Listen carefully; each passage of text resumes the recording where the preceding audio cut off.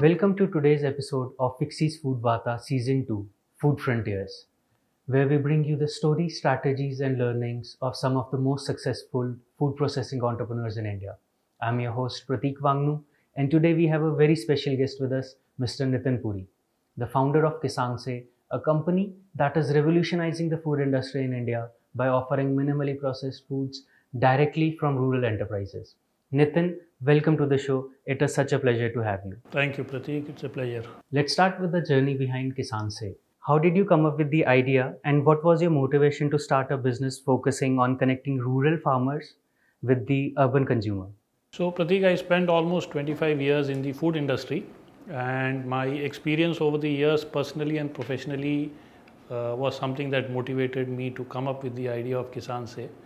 I saw that increasingly food companies, food supply chains, the way they operate in the traditional sense, in the commercial way, in the industrialized way, they don't actually do justice to either the consumers or the farmers, because the priorities of industrialized commercial food supply chain is completely different versus what the intent should actually have been. The primary intent is to operate on efficiency, operate at scale. You have a factory, you need to run the factory efficiently, you need to reduce your cost, you need to ensure that you're offering a product to the consumer at a low price. So somewhere, there is a dichotomy between doing an efficient job and doing a good job. So uska natija yahi hota hai that consumers don't get a good product and farmers don't get a good livelihood. And in the process, I realized that if we need to come up with a proposition where consumers, get a good product and farmers get a good livelihood, it's important to have a decentralized system of supply chain, where the best of the food products coming from various parts of the country are minimally processed, packed at source. And if a consumer wants the best walnut from Kashmir, it should be coming directly to him from source. If a consumer wants the best cardamom from Idukki, Kerala, it should be coming to him directly from source. So the entire processing, packaging, infrastructure operating at source with the best of food safety, compliances, quality, packaging norms being in place, and then those products coming directly to consumers through a packaging, sales, distribution, marketing format. So that was essentially the thought behind Kisaan Say. And eventually India has a lot of agro-climatic diversity. So you will see India has almost all the agro-climatic zones that are there in the world.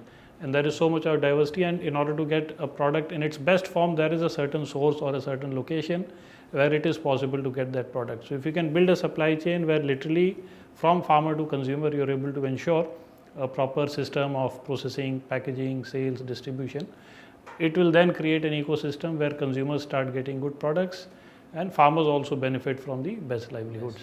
So it would be fair to call it the Bitcoin of the agro-business, food agro-business. That's really inspiring, Nitin. So would you say your focus was as much on social impact as it was on building a profitable venture? What inspired you to find that balance in the business? So both are, two sides of the same coin. It is very much possible for you to create an impact-making business while at the same time ensuring that you do a business which is following the principles of market economics. And there are lots of such examples you will see. Amul, for example, as you would know, which is the world's largest developmental program, so to say. The world's largest dairy developmental program, the world's largest developmental program itself, I would say. And at the same time, it is also India's largest food company. As a brand, Amul today is India's largest food brand, right?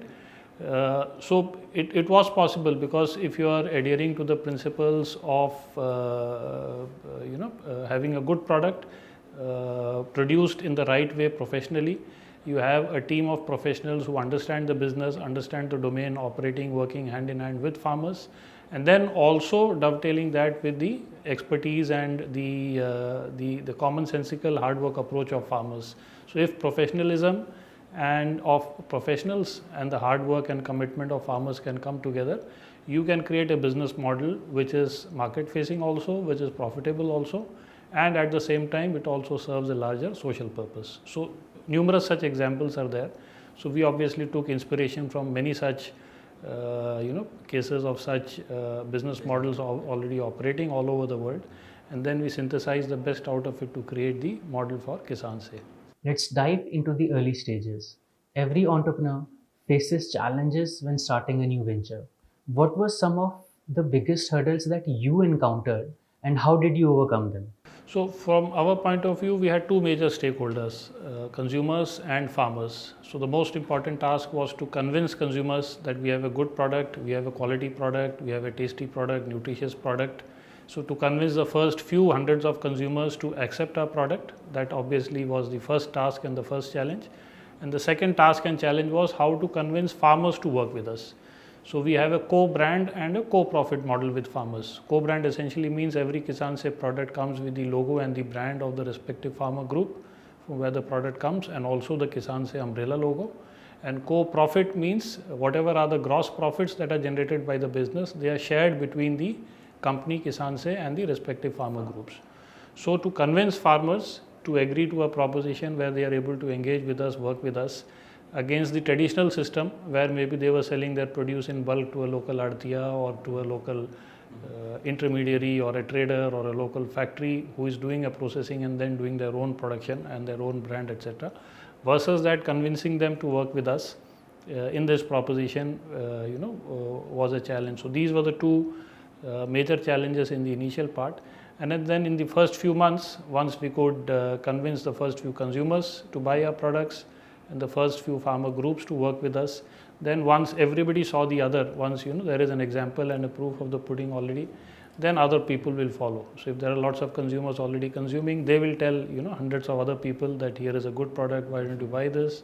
Similarly, when a couple of farmers or a couple of farmer groups work with us, the word also spreads to others, and then by example other people also start following you and start working with you. So FOMO definitely plays a lot of important part in it. Absolutely. Continuing with the way we were discussing about starting off first, and the next step comes towards scaling. So scaling is often where many entrepreneurs struggle and feel overwhelmed with unexpected challenges. What advice would you give to someone facing similar challenges in the entrepreneurial industry, especially in the food sector? So you have to get your first principles right. First of all, you need to have a business model which is profitable for everybody, for all the stakeholders who are involved. If you are starting with a business model which is loss making at an operating level in the first place, that model will never succeed. So testing it out in a small scale and then seeing how you can scale it up to onboard as many more farmers, as many more consumers into your ecosystem. So first of all, having that proof of concept, so to say, making it work profitably, that is very important. Second is work always on a problem statement which is big in scale, which is big. It should not be the case that it's a small opportunity which you can't scale up. The problem itself should be identified based on one's own experience and one's own knowledge of the ecosystem, of the domain, of the sector that one is working in, that the problem has to be big enough to be solved. So otherwise what happens is you're solving a small problem and then after a point you hit a glass ceiling. So I think these are the two most important things which any entrepreneur should keep in mind. And third and most importantly, which is a very big mistake also which many entrepreneurs make, many a times entrepreneurs first come up with a solution or some kind of a model and without spending too much of time in first understanding where is the problem. And a lot of times solutions are created where there is either no problem or a very, very small problem in the first place. So it is more important to spend more time to first understand the problem. In our case, for example, the problem was consumers don't get healthy, tasty, nutritious products with the promise of the origin and the source promise, the single origin promise. And farmers don't get good livelihoods. Farmers have to sell their produce in bulk. When they sell their produce in bulk, they are not able to get good incomes, good livelihoods. And as a ratio of the final price which an end consumer pays, the farmer was getting a very small ratio of that income. So these are two very big problems. There are so many millions of consumers in India. They face this problem of not being able to access good quality, tasty, nutritious food products with the promise of provenance, authenticity. At the same time, there are so many millions of farmers who are not able to earn a good share out of the final consumer pie. So problem was identified. Problem was big enough, then we did a small prototype. When that worked, then then we scaled up. So you sort of made the farmer themselves part of the middleman team. Correct.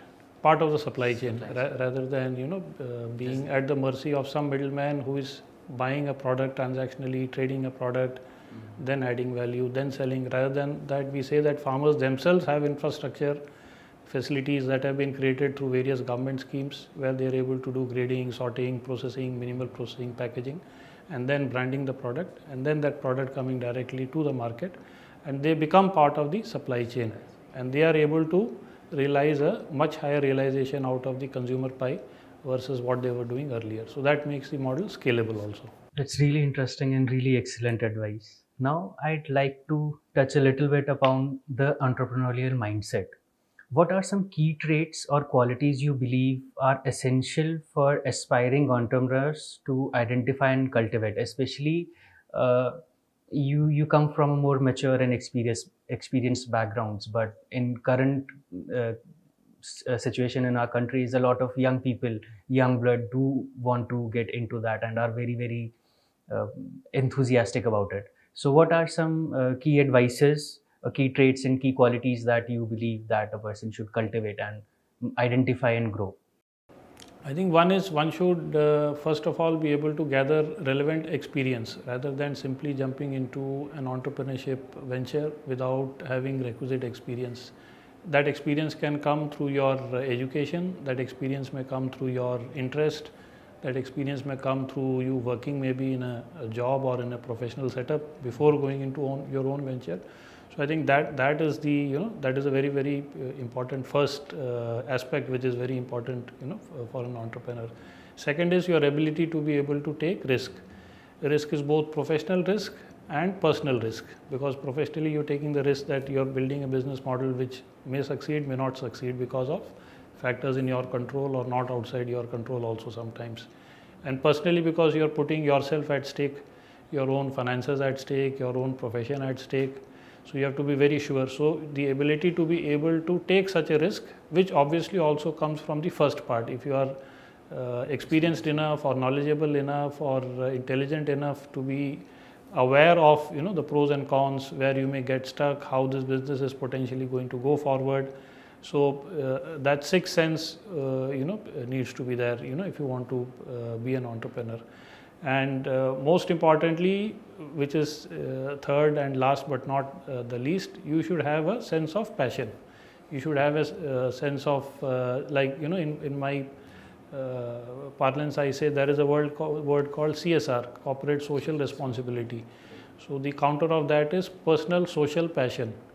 You should have a personal passion which is also social in nature, and this is more in the business context of agribusiness or the kind of food business or the work that we are doing at KisaanSay, that you have that kind of a passion. Many a times it may be social, many a times it may not be social as well, but the fact that if you have a sense of passion, then everything else will naturally follow. So these are the three main elements of ensuring that you will be able to build a robust and a successful entrepreneurial venture. Resilience, adaptability, and passion. Those are definitely powerful traits for any entrepreneur. Would you say these qualities helped you in the moments when you felt uncertain, if you ever felt uncertain about KisaanSay's future? Correct. So these are very important, because only if you have these qualities, you will have the confidence, you will have the the kind of drive to be able to go on yourself, and also because you are leading a team, you are part of a larger ecosystem, not just your internal team. You have external stakeholders, you have farmers, you have consumers, and you have to take care of everybody. So yes, obviously these aspects have been very critical and important in taking KisaanSay forward. So, on multiple aspect, I guess KisaanSay truly is a family, in that the culture of our country, as well as the fact that you have to take on that pressure of having to take care of so many people. So definitely, I believe that having that passion would definitely must help a lot of people.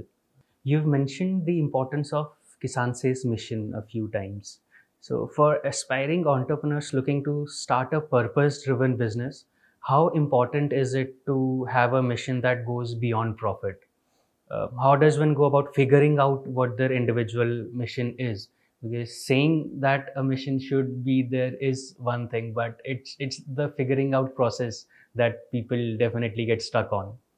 So that figuring out process is based on your life experiences. Maybe it is based on something that you pick up in your family, maybe something that you pick up in your school, maybe something that you pick up in your society, maybe it is an outcome of your professional work experience. So for different people it may be different experiences, eventually culminating in your worldview of what things are, and within that what do you figure out as your opportunity to do something which can create impact at scale. So that will vary from person to person.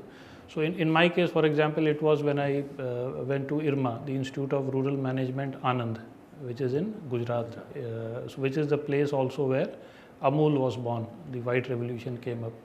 So we happened to study in IRMA in Anand, where we were reading, learning, viewing, seeing the outcomes of what the White Revolution had done over the last 30-40 years. And that experience in a sense gave us a lot of insights into what are the opportunities for building a business which is both market facing and at the same time also contributing good to the society in terms of purpose at large. So that experience in my case, for example, gave this opportunity where we could then visualize something that we can build a model which is built on the principles of market economics and at the same time also ensuring that it adheres to the principles of social equity, rural development, and how do you then combine both of them to create a unique model. So that will vary from person to person, but it's eventually the sum total of your experiences which you gather from various places, and then at a certain point you realize that maybe you can translate that into some kind of a lifelong goal for yourself, which also becomes your profession also, which also becomes your passion. We've covered so much ground today: your journey, the challenges, the lessons, and the mindset it takes to succeed. So before we wrap up, what final piece of advice would you give to aspiring entrepreneurs who are just starting their journey?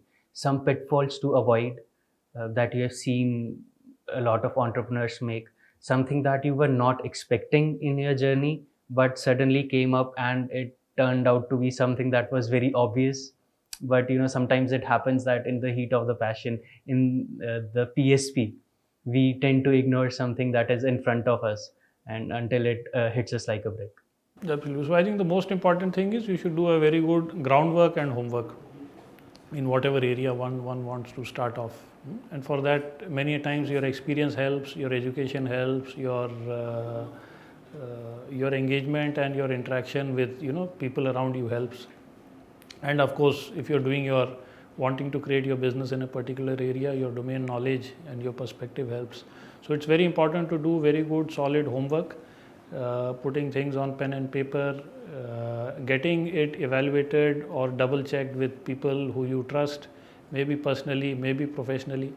And only once you're fully sure that of course you can never be fully sure, there is always obviously an element of risk, but only once you are convinced that you have ensured that you have done enough homework, evaluated the pros and cons, ensured that you have talked to at least a few people who you consider are more informed or more knowledgeable or more intelligent than you.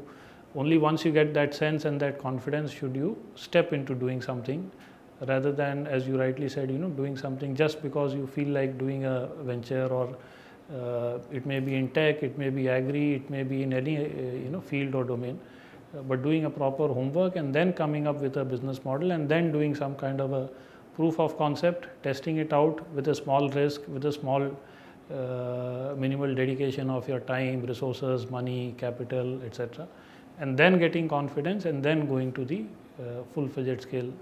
That is the approach which one should take. And to our listeners, if you want to learn more about KisaanSay and how they're revolutionizing the food industry in India, check out their website and follow their journey. Until next time, keep chasing your entrepreneurial dreams, and remember, success comes to those who prepare and persist.